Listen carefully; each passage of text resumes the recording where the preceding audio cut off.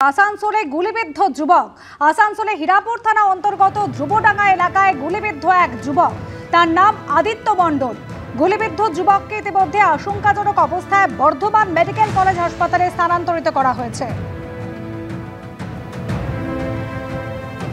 তার বন্ধুরা জানাচ্ছেন যে বৃহস্পতিবার রাতে ধ্রুবডাঙ্গা সেবা সমিতির সামনে কয়েকজন বন্ধু মিলে তারা দাঁড়িয়েছিল, সেখানেই এই ঘটনা ঘটে। গুলিবিদ্ধ যুবকের নাম আদিত্য মণ্ডল, তাকে ইতিমধ্যেই বর্ধমান মেডিকেল কলেজ হাসপাতালে স্থানান্তরিত করা হয়েছে। আসানসোলে হীরাপুর থানার ঘটনা। হীরাপুর থানার অন্তর্গত ধ্রুবডাঙ্গা এলাকায় সেখানে গুলিবিদ্ধ হয়েছে এক যুবক।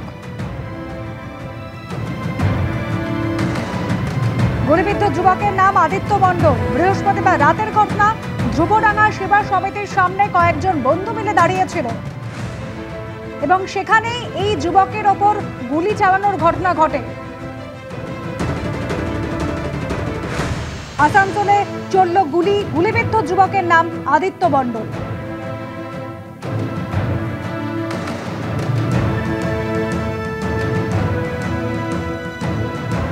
যুবকের বন্ধুরা জানাচ্ছেন যে পরিচিতের হাত থেকেই গুলি চলেছে এবং বন্ধুরা এটাও জানাচ্ছেন যে ধ্রুবডাঙ্গা সেবা সমিতির সামনে কয়েকজন বন্ধু মিলে দাঁড়িয়েছিল, সেখানেই ঘটনা ঘটে।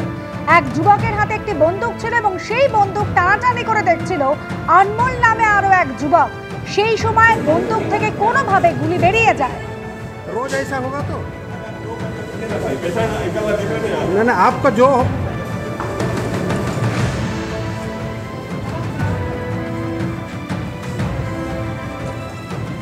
কোনোভাবে গুলি বেরিয়ে যায় বন্দুক থেকে এবং সেই সময় আদিত্য মণ্ডলের চোখের ভিতর দিয়ে ঢুকে মাথা পুড়ে বেরিয়ে যায় গুলি।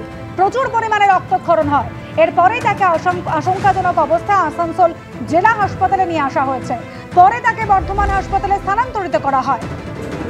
যদিও ঘটনার জন্য অন্য কোনো ঘটনা দায়ী রয়েছে কিনা, কোনো শত্রুতা রয়েছে কিনা তা খতিয়ে দেখছে হীরাপুর থানার পুলিশ।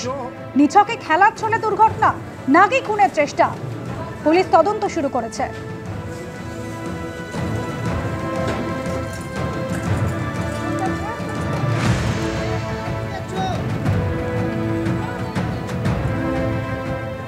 জ্যোতিপ্রিয় মল্লিকের পর ইডির হাতে গ্রেপ্তার আরও এক তৃণমূল নেতা। সিজিও কমপ্লেক্সে প্রায় 14 ঘন্টা জিজ্ঞাসাবাদের পর দেগঙ্গার তৃণমূল ব্লক সভাপতি আনিসুর রহমানকে গ্রেপ্তার করা হয় এবং গ্রেপ্তার করা হয়েছে আনিসুরের দাদা চালকল ব্যবসায়ী আলিফ নূরকে। গতকাল সকাল 11:30 নাগাদ ইডির তলবে সিজিওতে হাজিরা দিয়েছিলেন দুই ভাই। তারপর দীর্ঘক্ষণ জিজ্ঞাসাবাদ, তারপরই গ্রেপ্তার করা হয় তাদেরকে। আজ সকালের ছবি দেখছেন, ইতিমধ্যেই এই তাদেরকে সিজিও কমপ্লেক্স থেকে বের করে জোকা ইএসআই হাসপাতালে নিয়ে যাওয়া হয়েছে স্বাস্থ্য পরীক্ষার জন্য। আরো বিস্তারিত তথ্য আমরা জানবো। আমাদের প্রতিনিধি প্রকাশ সিনহা আমাদের সঙ্গে সরাসরি এই মুহূর্তে রয়েছেন। প্রকাশ, দেখো, আনিসুর রহমান এবং আলিফ নূর দুজনকে নিয়ে এখন ইডি অফিসাররা রাস্তায় রয়েছেন। আর 10 থেকে 15 মিনিটের মধ্যে তারা জোকা ইএসআই হাসপাতালে পৌঁছে যাবেন। সেখানে মেডিকেল পরীক্ষার পর তাদের ব্যাংশাল কোর্টের ইডির যে স্পেশাল কোর্ট সেখানে তোলা হবে এবং বেলা 12টার পর এই মামলার শুনানি হবে। এবং শুনানির সময় আজকে যখন ইডির তরফে ফরওয়ার্ডিং লেটার বা রিজন টু অ্যারেস্ট যে রিপোর্ট জমা পড়বে, সেখানেই কিন্তু দেখার বিষয় থাকবে যে কেন তাদের গ্রেফতার করা হলো, তাদের বিরুদ্ধে কি কি তথ্য প্রমাণ রয়েছে সঠিকভাবে কিন্তু সেই রিপোর্টে থাকবে। আমরা সেখানে থাকবো, সেটা দেখার পর আবার আপডেট দেব। কিন্তু যেটা ইডি সূত্রের খবর, গতকাল 11:30 থেকে দফায় দফায় দুজনকে, দুই ভাই আনিসুর রহমান এবং তার দাদা আলিফ নূর, দুজনকেই কিন্তু দফায় দফায় জিজ্ঞাসাবাদ করা হয় এবং প্রায় 14 ঘন্টার পর মাঝরাতে তাদের গ্রেফতার করা হয়। এমনই খবর আমরা ইডি সূত্রের মারফত জানতে পারছি।